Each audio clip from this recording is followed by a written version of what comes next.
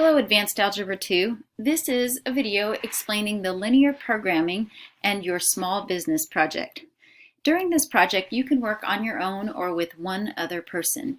Here are some questions to consider beginning this project. Have you ever thought of owning your own company, a small business, some kind of startup, or developing products to sell, jewelry, clothing accessories, computer or phone apps?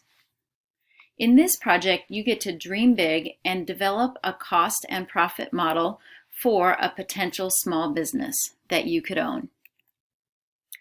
We're going to use our process and procedure of linear programming during this project. So here's an overview of the project steps.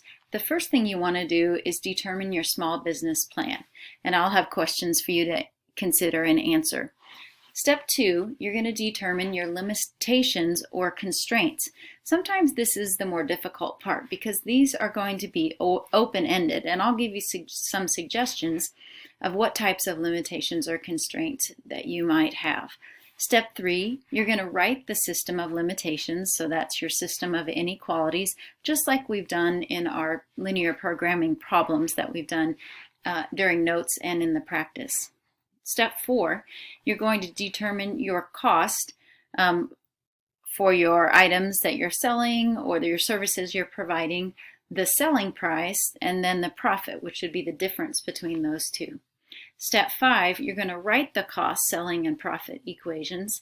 Step 6, you're going to graph the system of limitations on Desmos, like we've done in the practice and in the notes. And then number 7, you're going to determine the combination of products and services that maximize the profit. Step 1, determining your small business plan. Your first step is to identify what type of business you want to own and identify 2 products or 2 services you want to produce or provide and sell. So this is going to be a very simplified business plan with 2 products or 2 services. You need to write a paragraph thoroughly explaining your business name and type, the products or services you will provide, and other details about your particular business. Step 2, you need to determine your limitations or constraints. Determine limitations or constraints for your business. You will start your business with $30,000 for the year. Consider this my gift to you. For this project, you can assume that all costs are already being taken care of, and the $30,000 you have is just for producing your product and service. So you don't need to worry about rent or utilities or things like that. The only restriction you have in terms of spending the $30,000 is that you cannot spend more than 3/4 of it on the production of one of the products. These limitations can be based on yearly production or monthly production. Use common sense and at least 2 sources to determine those limitations. Limitations might include the time to produce or provide your service, the amount of startup money that you will use to produce your products, etc. Write an explanation thoroughly explaining your limitations or constraints for your business.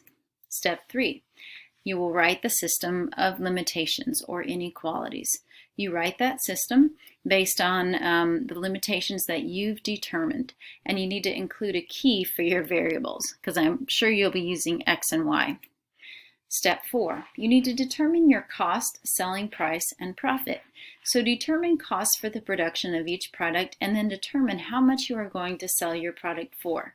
To determine the cost and selling prices, you'll need to use common sense and at least 2 sources. These sources could be websites that show cost and or selling prices of similar products and services. They could be your own research to gather info and determine a cost estimate. Then figure the profit for your products and services based on cost and selling price.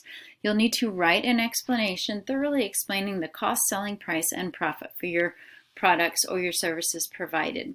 And you'll also need to cite your sources. We don't have to do a formal bibliography, but if it's a website, then you'll need to go ahead and give that URL. Step 5. You're going to write the equations. Now, instead of just having a profit equation, you will have a cost equation, a selling equation, and then a profit equation, which would be the difference between those 2. Step 6, you're going to graph the system of limitations using Desmos You're going to show that area of that feasible region and your vertices, and then you need to screenshot this graph like you have done in the practice and include it in your project. You need to make sure that you include the equation and the vertices of your feasible region and that those are labeled. Step 7, you're going to determine the combinations of products or services that maximize your profit. You do this by plugging the different combinations into your profit equation, and then you need to give a written explanation of the combination that would maximize your project. Here is a project checklist that you can use once you put your project together to make sure that you have everything that you need for your project. And then here's a scoring guide that you want to consult so that you'll know exactly where points will fall and what points you will either gain or lose based on what items or criteria you include in your project. And this is a project, so those points will go into our category, our grading category of test projects and quizzes. Finally, back in Canvas, I have provided some links of projects completed by students last year. So it's good to look through all those examples, and that will give you an idea of what you could do for your project. Good luck and have fun with this.